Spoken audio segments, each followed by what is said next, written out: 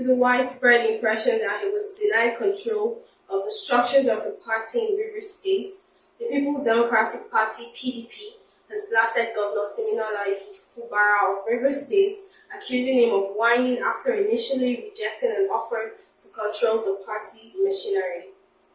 The party maintained on Sunday, October 13, 2024, that he had done everything possible for the governor, but he had failed to mobilize his co-governors and the National Working Committee (NWC) of the party for support. The acting National Publicity Secretary of the party, Ibrahim Abdullahi, who revealed this on Sunday, recalled that when a vacancy existed for the post of the Rivers State Chapter Chairman of the party, the NWC requested Fubara to forward a nominee, but he turned down the chance on the grounds that the Minister of the Federal Capital Territory (FCT), Wike, should provide the nominee.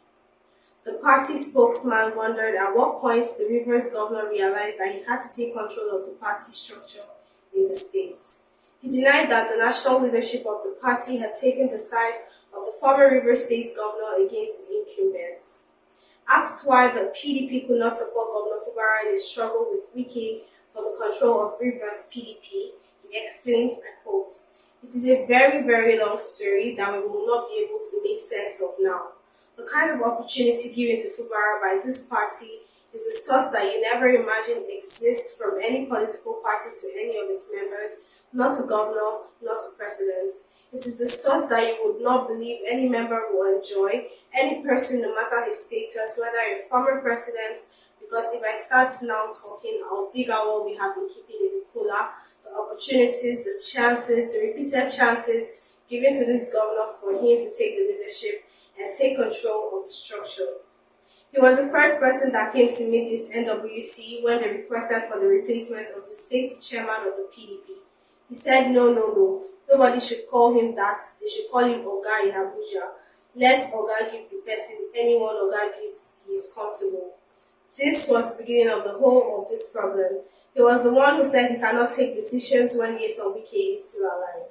That was before the relationship went sour. So at what point did you now stop recognizing him as your boss, that you now start taking all of those decisions?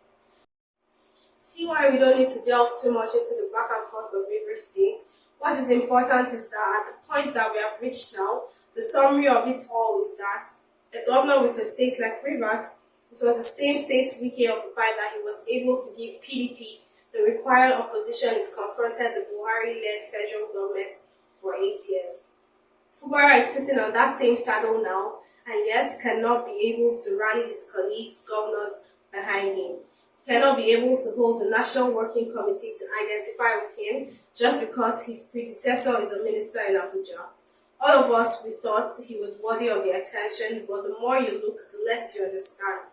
You can't be crying like a baby all the time. You cannot provide leadership, fight it out. Do you think all the governors are comfortable? Why are they in charge of their respective states except him? Something is missing about this guy. So please, at the risk of sounding immodest, we have done the best we can do for Fubara. We are not supporting Wike. I have been critical of Wike, you know. Even recently, I have said that nobody can hold PDP to ransom. We're not under anybody's pockets. It is on record. So I've said all these sorts of things I would say. If I was taking an area from Wike, I couldn't have gone on air to say all of these things, he said. The party's spokesman hinted that Fubara may face disciplinary action for his alleged anti-party activities stemming from his sponsorship of another political party in the just concluded local government council elections in the state.